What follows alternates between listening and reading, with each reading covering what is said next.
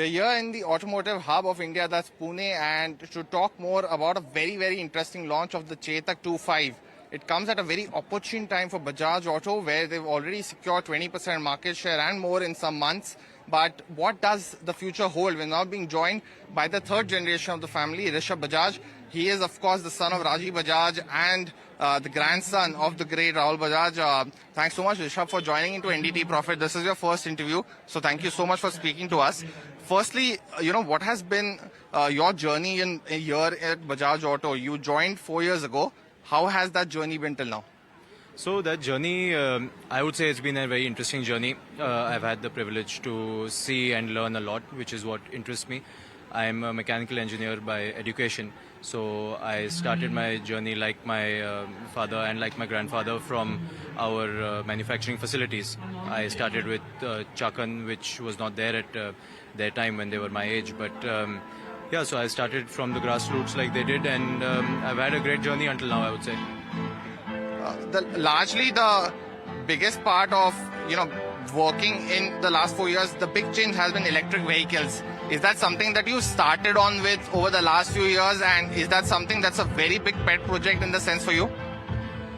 No, so yes and no in a way. As I said, I started from, I'm a mechanical engineer, so I had little knowledge about electric vehicles and the electric infrastructure till then.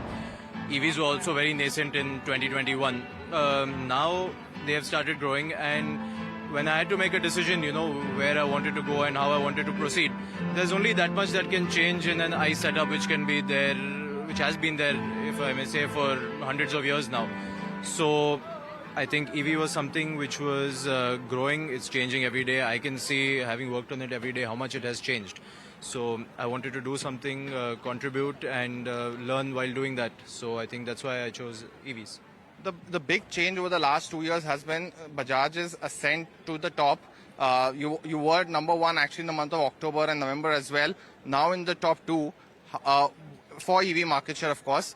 What does the future hold with this new launch of the Chetak 2.5? Is it something that you have any kind of target market share? What is the expectations?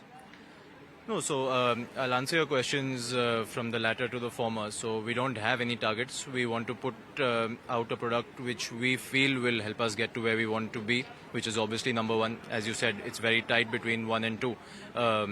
So every month we play it, and that is what is going to get us close to where we want to be in terms of affordability. And as you know, Chetak has stood from years for reliability, solid metal body and trust, and that is what we have not compromised in this product which you have seen, but it is at a much more affordable price point as well.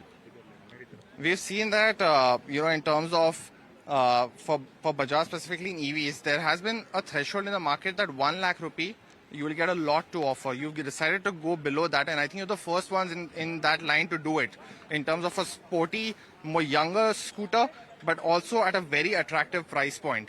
Is that largely in terms of market share, or largely adding a consumer that's not currently buying EV scooters and you're looking to attract them? No, I think it's a bit of both, Some of our competition have launched models which are at the sub 1 lakh point very recently as well. Plus, we feel that there is definitely that sweet spot of money saving, because apart from obviously the tech and the cool designs and the style, EVs have to also play a large role of saving money, and that is why people are going to migrate. So at this price point at which we've launched it of 91,000, I feel it will be a nice balance to draw from some of the ICE guys, or hopefully a lot of the ICE guys, as well as to draw from some of the competition who is priced, as you said, slightly higher than us. Just one question, because of course Chetak is a very, very legendary brand, but your favorite ICE brand within the Bajaj group, it's of course you have multiple Pulsars across CCs. You also have the Dominar, you also have the KTM now. Which one is it that you love to ride the most? No, I wouldn't put it like that. I think that all of them are something which are very close to my heart. As you said, the Pulsars were the foundation on which Bajaj made its transition from a scooter manufacturer into a motorcycle manufacturer, and that is the bedrock of what our success story has been. So naturally the Pulsars are a favorite, but that is not to say that some of the others are not very close to us as well. I think everybody works with passion on everything we do over here. One last question, and because your dad is a taskmaster, and that's very well known in the industry. So is Mr. Rakesh Sharma, who's the executive director as well. How has it been working with either of them? Of course, you must be doing your own things as well, but the exposure that you've gotten from them, how is it working with them at this point in time? No, as I said to you in the start, I wanted to learn.